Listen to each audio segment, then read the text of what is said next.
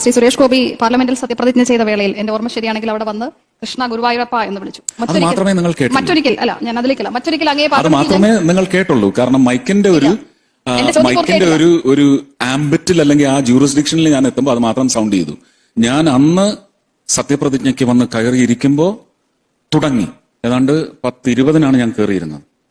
നരസിംഹമന്ത്രം, അത് കഴിഞ്ഞ് എന്റെ പേര് വിളിച്ചപ്പോ ഇങ്ങനെ മന്ത്രങ്ങളെല്ലാം ചൊല്ലിക്കൊണ്ടിരുന്നു. അത് എത്ര 100 ആവർത്തി, ചിലതൊക്കെ 300 ആവർത്തി എത്തി.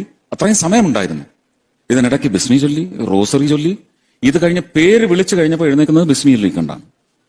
നടന്ന് വരുമ്പോ ഞാൻ എന്റെ ദൈവങ്ങളെയെല്ലാം, ഇത് പെട്ടെന്ന് പാർലമെന്റിലുണ്ടായതല്ല, ആരും കേൾക്കാൻ വേണ്ടിയല്ല. ഞാനിങ്ങനെ ഓം കൃഷ്ണായ നമ, ഓം വാസുദേവായ നമ, ഓം ശ്രീ ഗണപതയെ നമ ഇങ്ങനെ ചൊല്ലി വന്നതിനൊന്നും മൈക്കില്ലായിരുന്നു, ലേബലില്ലായിരുന്നു എന്റെ അടുത്ത്. മൈക്കിന്റെ അടുത്ത് വന്നപ്പോ ഗുരുവായൂരപ്പ. എന്റെ ചോദ്യം പൂർത്തിയായില്ല. ഞാൻ അങ്ങേ പാർലമെന്റിൽ മറ്റൊരിക്കൽ കണ്ടപ്പോൾ അങ്ങയുടെ പിറന്നാൾ ദിനത്തിൽ ക്ഷേത്രത്തിൽ പൂജിച്ച, എനിക്ക് തോന്നുന്നു പഴവങ്ങാടി ഗണപതിക്ക് നേദിച്ച അല്ലെ അതുമായി വന്ന് അങ്ങ് വളരെ ഭക്തി പുരസ്സരമാണ്. ആ ദിവസം മുഴുവൻ പാർലമെന്റിൽ അങ്ങനെയാണ്. എന്റെ ഇത്രയൊക്കെ ഭക്തി എന്തുകൊണ്ടാണ് ജീവിതം? ഇത് എന്താണ് എനിക്കറിയത്തില്ല. എത്രയോ പേര് സ്വന്തം മതത്തിന്റെ ഒരുപക്ഷെ ഇതൊക്കെ ചോരയിലുള്ളതല്ലേ, ഇതൊക്കെ DNA ഒരു ഗ്രേഷ്യസ്നെസ് ആണെന്ന് മാത്രമേ ഞാൻ പറയൂ. എന്റെ അച്ഛനും അമ്മയും എന്നെ അങ്ങനെയാണ് വളർത്തിയത്.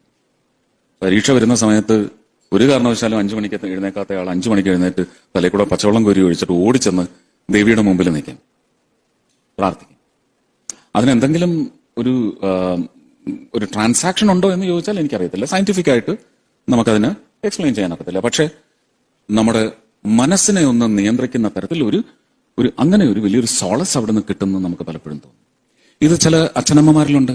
ഒന്നും പേടിക്കണ്ട, മാർക്കൊന്നും പ്രശ്നമല്ല, നീ നന്നായിട്ട് എഴുതിയിട്ട് വാ എന്ന് പറഞ്ഞു വിടുന്ന അച്ഛന്മാരുണ്ട്. ടാർഗറ്റ് സെറ്റ് ചെയ്ത് വിടുന്ന അച്ഛനമ്മമാരുണ്ട്, അല്ലെ? പരീക്ഷ എന്ന് പറയുമ്പോൾ ഉള്ള ഒരു ഫിയർ സ്കേപ്പ് എന്ന് പറയുന്നതിനെതിരെ പ്രധാനമന്ത്രി പോലും പരീക്ഷയുടെ തലേന്ന് ഒരുപക്ഷെ കുഞ്ഞുങ്ങളോട് സംസാരിക്കുന്നുണ്ട്. ഇത് തന്നെയാണ് എനിക്ക് അമ്പലങ്ങളിൽ നിന്ന് കിട്ടിയിട്ടുള്ളത്, അല്ലെങ്കിൽ പള്ളികളിൽ നിന്ന് കിട്ടിയിട്ടുള്ളത്. പള്ളിയിലൊക്കെ പോയിട്ട് വിഷ് ബോക്സ് എന്ന് പറഞ്ഞിട്ട് നമ്മളിങ്ങനെ എഴുതിയിടാറില്ലേ? അമ്പലങ്ങളുണ്ട്, ശ്രീരാമജയം എന്ന് പറഞ്ഞ് എഴുതിയിടുന്നത്. ഇതൊക്കെ എന്തിനാ ചെയ്യുന്നത്? ഇതൊക്കെ എങ്ങനെയാ വന്നത് എന്നൊരു ചോദ്യമില്ല. My liberty. അത് ആർക്കും ദ്രോഹമാവുന്നില്ല. അതിൽ ചില വിവാദങ്ങൾ ഉണ്ടാവാറുണ്ടല്ലോ. വിവാദങ്ങൾ എന്നെ ബാധിക്കുന്നില്ലല്ലോ. That is my way of life. ഞാൻ ആർക്കും അത് ദ്രോഹം ഏൽപ്പിക്കുന്നില്ല എന്ന് മാത്രം ഉറപ്പുവരുത്തിയാൽ മതി. പ്രാർത്ഥനയിലൂടെ അങ്ങയുടെ മനസ്സിന് കൈവരുന്ന ശാന്തി, സമാധാനം സോജൻ ജോസഫിനോട് ചോദിച്ചാൽ അറിയാം. നിഷയ്ക്ക് എത്രമാത്രം അത് അറിയാമെന്ന് എനിക്കറിയില്ല. ചിലപ്പം മാത്തുക്കുട്ടിച്ചായന്റെ മക്കൾക്കും കൊച്ചുമക്കൾക്കും അറിയായിരിക്കും, അല്ലേ? It is a Shakespearean line, nothing is wrought by prayer, WROUGHT. Sojan അറിയില്ലേ? It's a very famous line. അപ്പൊ അതൊരു ഷേക്സ്പിയറിയൻ ലൈനായിട്ട് മാത്രം നിങ്ങൾ എടുത്താൽ അങ്ങനെ, അതല്ല അതൊരു സബ്സ്റ്റാൻഷ്യൽ ഇമോഷൻ ആണെന്ന് കരുതിയാൽ അങ്ങനെ. ഞാനെല്ലാം വളരെ ഇമോഷണൽ ആയിട്ട്. തീർച്ചയായും അങ്ങക്ക് പ്രാർത്ഥനയിലൂടെ ലഭിക്കുന്ന ആ മനഃശാന്തി, അതിലൂടെ അങ്ങ് കണ്ടെത്തുന്ന സമാധാനം. ഞാനിപ്പോ ഇങ്ങോട്ട് കയറിയപ്പോൾ ഞാൻ ജപിച്ചിട്ടല്ലേ വന്ന്. അതെ. അപ്പം ആ ഒരു മനഃശാന്തി, സമാധാനം ഒക്കെ തിരിച്ച് ഞങ്ങൾ മാധ്യമപ്രവർത്തകരോടുള്ള സമീപനത്തിലും അങ്ങ് പുലർത്തും. അങ്ങനെയാണെങ്കിൽ ഈ മന്ത്രങ്ങളെല്ലാം ആദ്യം ചൊല്ലി എന്റെ അടുത്തേക്ക് വരേണ്ടത് നിങ്ങളാണ്. ഈ മന്ത്രമല്ല, റോസറി ചൊല്ലിയിട്ട് വരൂ, ഒരു സംയമനം വരും.